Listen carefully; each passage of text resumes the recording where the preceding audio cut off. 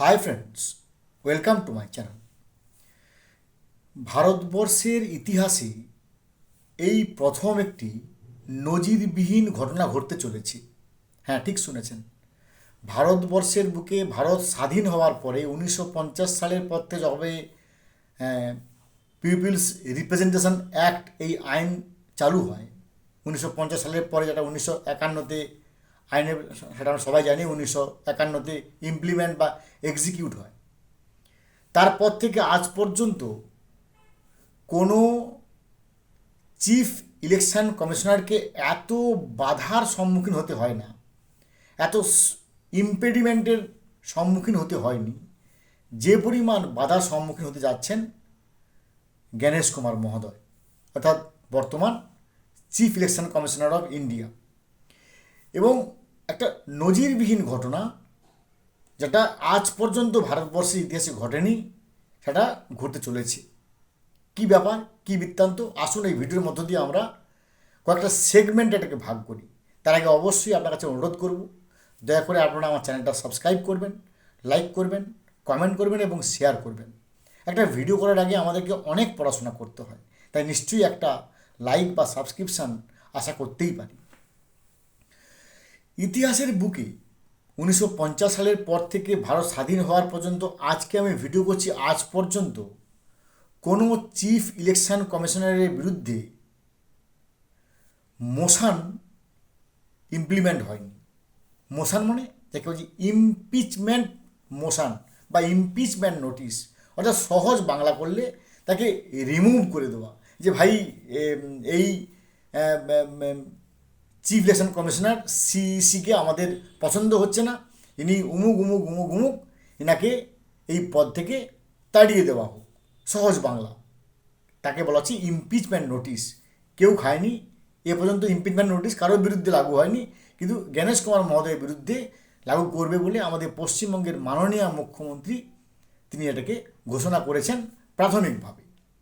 আসুন এই ভিডিওর মধ্যে দিয়ে কয়েকটা সেগমেন্টে আমরা ভাগ করে দিই যে ইমপিচমেন্ট নোটিশ কখন আনা যায়, ইমপিচমেন্ট নোটিশ আনার পদ্ধতি কী, ইমপিচমেন্ট নোটিশের ভবিষ্যৎ কী, এবং এক্ষেত্রে ভারতবর্ষের ইতিহাসে কি ঘটতে চলেছে।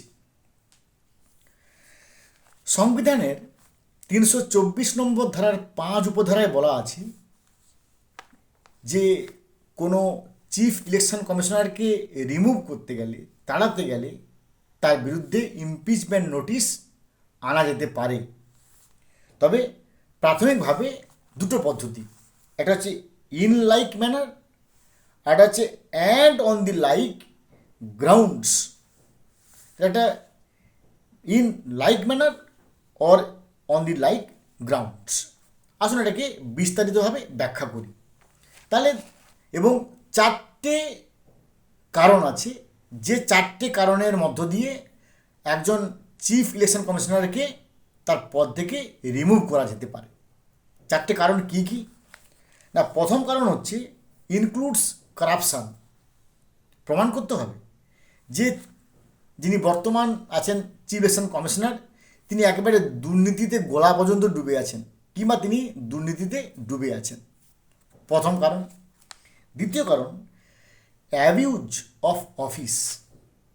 তিনি তার অফিসের পাওয়ারকে ব্যবহার করে এমন কিছু কাজ করছেন যেগুলো হচ্ছে অ্যাবিউজ, বা তিনি তার ক্ষমতার অপব্যবহার করছেন, বা তার যে সীমাবদ্ধতার অপব্যবহার করছেন। 3 নম্বর, অ্যাকশনস ইনকম্প্যাটেবল উইথ দি সিইসিস ডিউটিস। অর্থাৎ যে কাজটা সিইসির করা উচিত নয়, যাকে সেই ডিউটি সুপ্রিম কোর্টে সংবিধান দেয়নি, সেই ডিউটিও সিইসি করার চেষ্টা করছে। আমি একজন শিক্ষক, আমার কাজ হচ্ছে পড়ানো for the benefit of the students, of the benefit of the students, by the benefit of the students. আমি যদি স্কুলের বেঞ্চ 5টাকে কেন ভাঙলো, কী ব্যাপার, কী বৃত্তান্ত, এই নিয়ে বাইরে প্রচার করি, এটা আমার কর্তব্যের বাইরে চলে গেল। তেমনি একই রকম এখানে বলছে অ্যাকশানস ইনকম্প্যাটেবল উইথ দি সিইসিস ডিউটিজ, অর্থাৎ সিইসিকে যে ডিউটি করতে দেওয়া আছে সেই ডিউটির বাইরে গিয়ে তিনি কাজ করছেন বা যে কাজ তার সঙ্গে ইনকম্প্যাটেবল। আর 4 নম্বর হচ্ছে inability to perform official duties, যে ভাই এ একেবারে অপদার্থ, অপারক, অযোগ্য, ইনি কোনো কর্মের নয়, কাজ করতে পারছেন না, উমুক তুমুক তুমুক উমুক। তাহলে এই 4টি কারণ, যে কোনো একটি কারণ দেখিয়ে সিইসিকে সংবিধানের 324 নম্বর ধারার 5 উপধারায় অনুযায়ী তার বিরুদ্ধে ইমপিচমেন্ট নোটিশ আনা যেতে পারে, এটা সংবিধান বলেছে। এবারে আসি পদ্ধতি কী। প্রথম পদ্ধতি হচ্ছে লোকসভা এবং রাজ্যসভায় একটা ইমপিচমেন্ট নোটিশ দিতে হবে, যে ভাই আমি জ্ঞানেশ কুমারের বিরুদ্ধে একটা ইমপিচমেন্ট নোটিশ করব, যাকে অ্যালেজিং মিসবিহেভিয়ার, উনি মিসবিহেভ করছেন, ভুলভাল আচরণ করছেন, দুর্নীতিপরায়ণ কিংবা তার ক্ষমতার বাইরে গিয়ে তিনি কাজ করছেন, তার ক্ষমতার অপব্যবহার করছেন, কিংবা তিনি অযোগ্য অপদার্থ, যে কোনো একটা কারণ দেখিয়ে আগে লোকসভাতে এবং রাজ্যসভাতে ইমপিচমেন্ট নোটিশ জারি করতে হবে, প্রথম কাজ। দ্বিতীয় কাজ হচ্ছে যেই মুহূর্তে নোটিশ জারি হলো লোকসভায় রাজ্যসভায়, তারপরে একটা এনকোয়ারি বা ইনভেস্টিগেশন কমিটি গঠন হবে। এগুলো সবই লেখা আছে সংবিধানে। তা এনকোয়ারি বা ইনভেস্টিগেশন গঠন হবে, যে এনকোয়ারি কমিটি তিনি এটা ভালো করে পর্যবেক্ষণ করবেন যে যে অ্যালেজ দেওয়া হচ্ছে, যে তার বিরুদ্ধে দেওয়া হচ্ছে অ্যালিগেশন, সেগুলো ঠিক না ভুল। দ্বিতীয় কাজ। তৃতীয় কাজ, সংবিধানের নিয়ম অনুযায়ী মোশন নিয়ে এলে তোমাকে ভোটাভুটি করতে হবে। ভোটাভুটি করে 2/3 মেজরিটি ব্যক্তি ওই ব্যক্তির বিরুদ্ধে ভোট দেবেন, অর্থাৎ 2/3 মেজরিটি ওই ব্যক্তির বিরুদ্ধে ভোট দিতে হবে। আমি একটু এটাকে ভালো করে ব্যাখ্যা করি। এই মুহূর্তে আজকে আমি ভিডিও করছি, এই মুহূর্তে লোকসভায় 543 জন সাংসদ আছেন লোকসভাতে, 543। তাহলে 543 জনের 2/3 দিয়ে এটাকে ভাগ করলে সঙ্গে দাঁড়াবে 362 জন, অর্থাৎ 362 জন সাংসদকে জ্ঞানেশ কুমার মহোদয়ের বিপক্ষে ভোট দিতে হবে। এবার রাজ্যসভায় এই মুহূর্তে আছে 245 জন, কারণ 5টি আসন ফাঁকা আছে। তাহলে 245 জনের 2/3 ভাগ হচ্ছে 163.333, এটাকে আমি 163 বা 164, 163 যেহেতু 0.5-এর নিচে, তাই আমি এটাকে 163, অর্থাৎ 163 জন সাংসদ রাজ্যসভাতে জ্ঞানেশ কুমার মহোদয়ের বিপক্ষে ভোট দেবে। যখনই 362 জন লোকসভাতে ভোট দিলেন জ্ঞানেশ কুমার মহোদয়ের বিরুদ্ধে, 163 জন রাজ্যসভায় ভোট দিলেন জ্ঞানেশ কুমার মহোদয়ের বিপক্ষে, সঙ্গে সঙ্গে প্রেসিডেন্সিয়াল অ্যাকশনও শুরু হবে।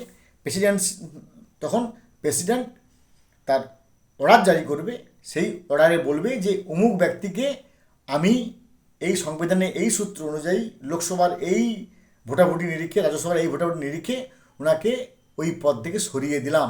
এবং এখান থেকে নো ডিসক্রিশনারি, অর্থাৎ রাষ্ট্রপতি মহোদয় তিনি তার ডিসক্রিশনারি পাওয়ার নিয়ে, পার্সোনাল ভেটো আইন নিয়ে তিনি ঘোষণা করবেন না, তা হতে পারে না, তাকে ঘোষণা করতেই হবে, কারণ এটা এখানে নো ডিসক্রিশনারি পাওয়ার।